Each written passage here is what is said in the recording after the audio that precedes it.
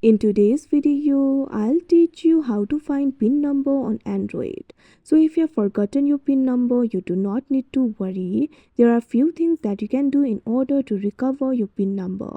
So first of all, if you use the Samsung devices, what you can do is simply use the feature for Samsung Find. For that, launch open any browser of your choice in any other device.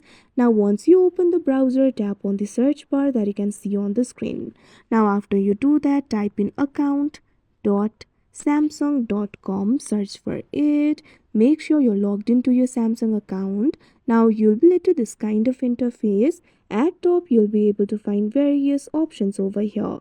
Tap on this option services. Now at third, you'll be able to find this option for Find My Mobile. So what you have to do is simply tap on it.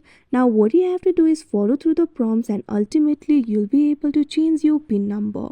But if you're not using the Samsung device, what you can do is simply try entering the incorrect PIN number at least 5 times.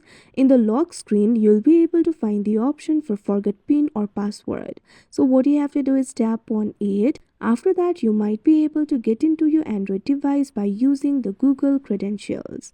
Now the last resort is to simply factory reset your phone. For that, what you have to do is tap on the power button and volume buttons at once.